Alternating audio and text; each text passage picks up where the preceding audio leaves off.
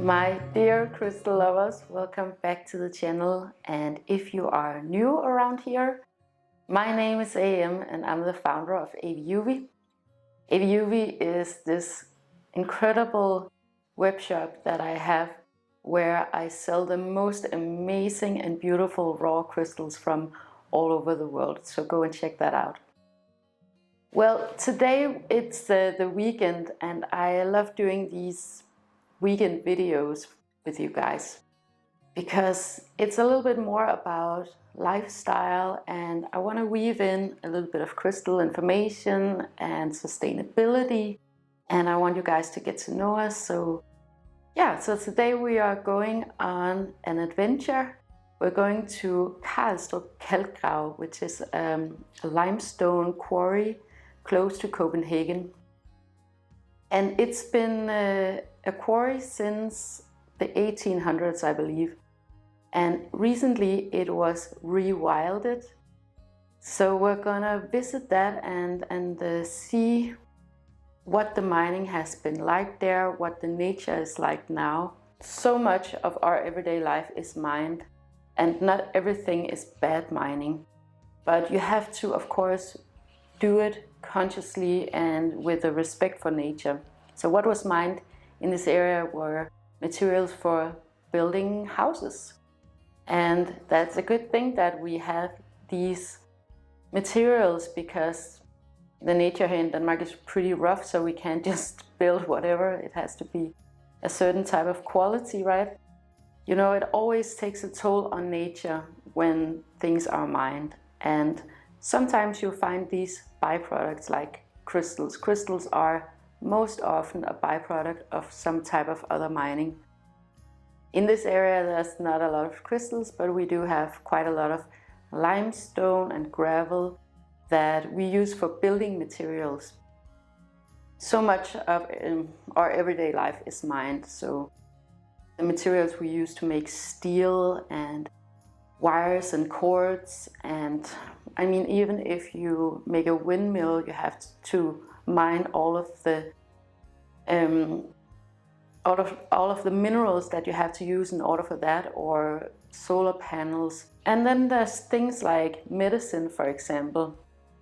A lot of the ingredients in medicine is some type of mineral. So again, not all mining is bad mining unless you do it completely without regards for nature.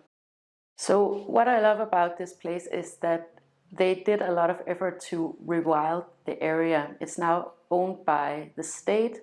Rewilding, I love that word. So we're gonna check that out, get ourselves rewilded today.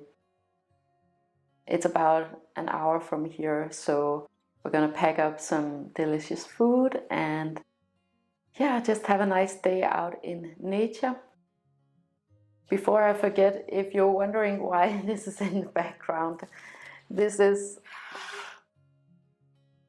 the Millennium Falcon, and Anker, he wanted me to show you guys this because he is super proud of it. We got this for his birthday, his 5th birthday, on March 20th. So we got it secondhand, and I would totally encourage you guys to do that if you want to buy something like plastic, right?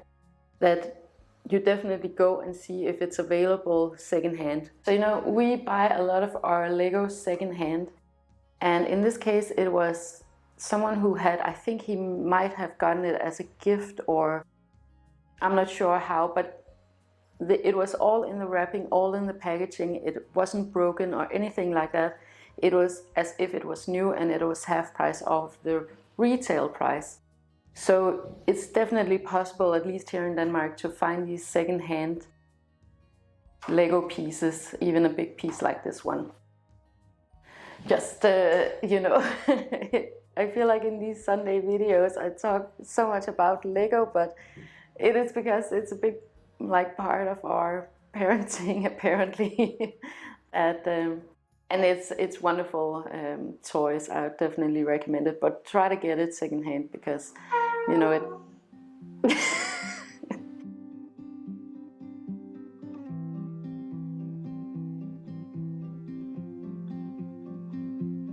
So I think now I can't hold it any longer. I think it's about time to go now.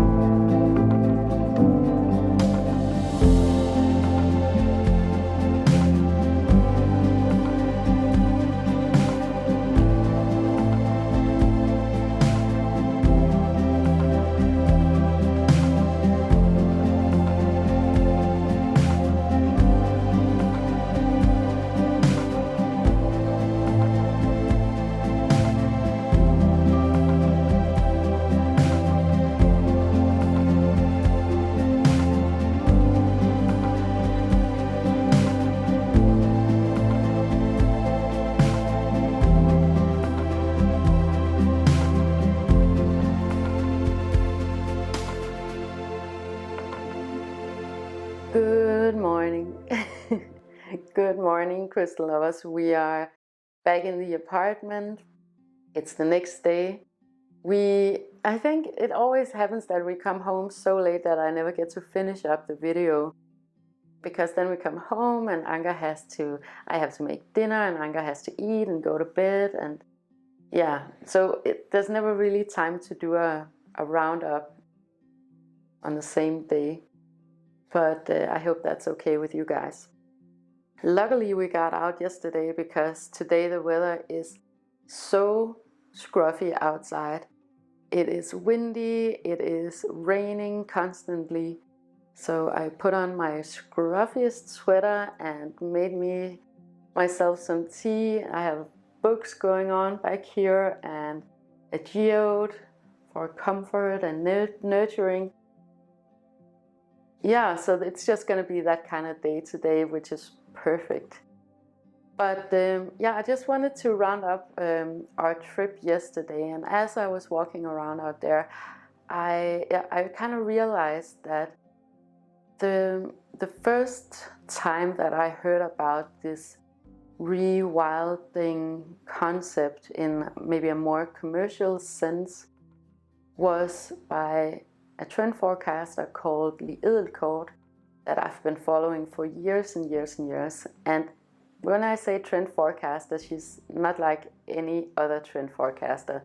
It's not like we all have to have this bag or this color. It's not like that. It's like a lifestyle forecaster, and it's like for a more holistic view, I would say. So yeah, so I just wanted to talk a little bit about her because she has recently made this YouTube channel called the World Hope Forum, where she talks a lot about, or she interviews and has conversations with people from different industries who are improving whatever industry they're in. So it's textile or furniture making and building, food, and lots of different things.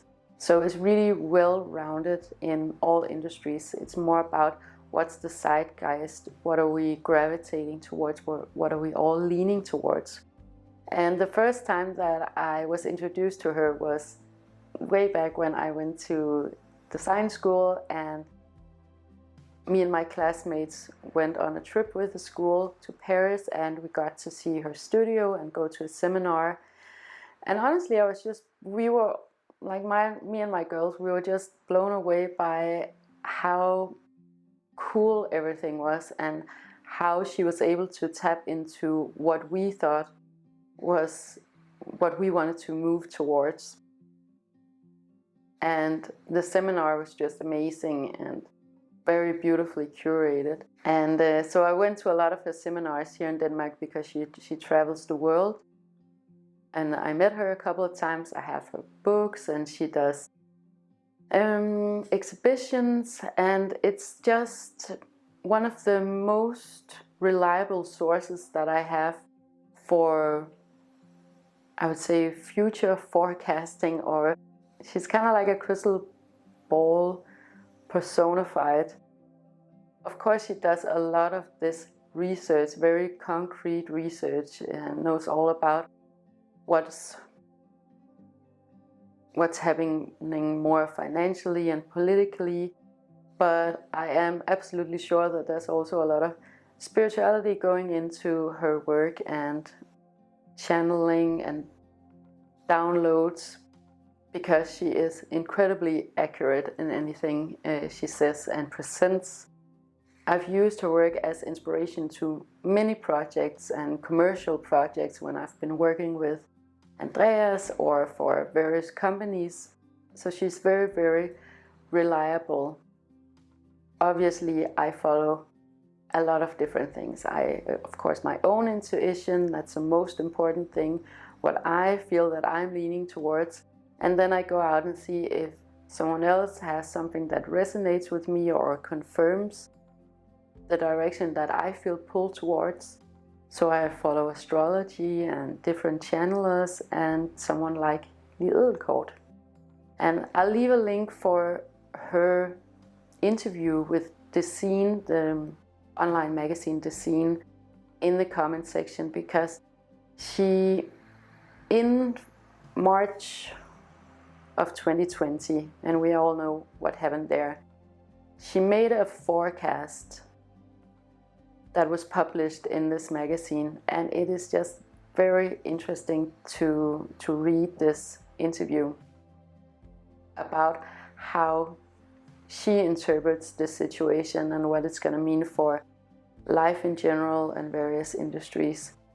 Whatever you do out there, whatever business that you're in, if you're in real estate or if you have a shop or you're a hairdresser or a carpenter or whatever you do, I think she is definitely worth looking into if you want some support in navigating just the vibe. The thing is that her seminars are so expensive, but it's definitely worth the money. But then she also has these unbelievably beautiful books that, it's not these books that I have here. This is just like a booklet that you get with a seminar. But she makes these incredible books that are like book couture, actually. It's so bespoke and so handmade and so beautiful, and they cost thousands and thousands of dollars. So when I went to school, I actually convinced my school to buy these books for us students, because none of us would ever be able to afford these books anyways, but the school had the finances to do that. And I was so happy because they actually agreed to do it, but we had to wear white cotton gloves whenever we were flipping through these books, and they were in special boxes because they were so precious. But just everything is kind of like an experience with everything she does, and I love that everything is very curated, luxurious, and tactile, and poetic, and emotional. Yeah, definitely recommend that from here, because So back to the original story, the reason why I'm telling this is because she is the one who put me onto this rewilding lifestyle, because it's not only rewilding nature like we saw yesterday out in the quarry, it's also a rewilding of us as individuals and of us as communities. So I think that's a really beautiful metaphor for rewilding. And I actually think that it's going to be the luxury product of the future. So what they've done out here in the quarry, again, it's such a beautiful metaphor, is that from, let me just check, 1843 to 1975, limestone was mined here. And the limestone was used for building materials, so it's something that we actually need here in Denmark. We need really strong houses because, like on a day like today, I don't know if you can hear it, just the elements are very harsh sometimes. So a lot of the houses in the Copenhagen area was built with this limestone. So what happened when it was finished was that it was sold to the Danish Nature Agency that has rewilded it ever since. And it was very lovely to see how much wildlife there was, how much nature there was. So even though this is an artificial lake, there are fish in the lake and life in the lake. And we have lizards living here and snakes and a lot of bird life. And what else? Sea buckthorn and willow trees and birch trees. So it's the natural vegetation, do you say that in English? The natural flora and fauna of the area. So what they were digging into in this quarry, the limestone, was essentially 60 million year old material. Limestone is dead animals that have sunken down to the bottom of the ocean and made this limestone. That's basically how it works. So that's why you can also find petrified sea urchins and starfish and shark teeth, which just makes it a very curious area to be in, right? You know, nature is nature and it will always find its way back into balance. So of course I wanted to take this opportunity to talk a little bit about mining, because there are various different ways of mining. Some are definitely more pointless than other, and some are more vital than other. I'm not opposed to mining altogether, but I do think that the entire mining industry needs to just get an overhaul, just like the food industry and fashion industry, and everything is going through this accountability phase, right? And I hope we're not just gonna stop here.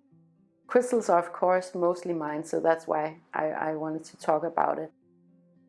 Crystals are most often a byproduct of some type of other mining. So what you have to be aware of as a consumer is what was mined in this area primarily. Is that something that you actually want to support? It could be something like conflict minerals, like minerals for electronics, precious stones, for example, and also what areas are these things mined in? What are the labor like there? What are the laws? What are the working conditions? Is there any type of regulation? So those are the kinds of things, the kind of questions that you want to ask yourself and whomever you're buying your crystals from, and expect to get answers. You know, the mining industry just in general, we have oil, we have precious metals, we have things that we use to make steel from. It's a very powerful industry. So there has to be some kind of pressure from the consumers. You can't expect them to just turn over overnight and be the good guys, right? So we have to put a bit of pressure on it, have conversations like this where I'm talking to you guys about this is something that we want to expect from whatever we're buying, even if it's pots and pans in our kitchen, or the electronics in our cameras like this one, or the crystals that I have back here, my lovely geode that is so beautiful and nurturing and perfect for a day like this. We actually want to have the answers to those questions, right? So I just wanted to take the opportunity once again to mention this, because it is something that means a lot to me. Thank you so much for watching, and if you enjoyed this weekend video, please make sure to like, share and subscribe. It helps me to know what you want me to talk about, and it helps others to find this content if that is what they're looking for. I hope you'll have the most amazing weekend with lots and lots of love to you and yours.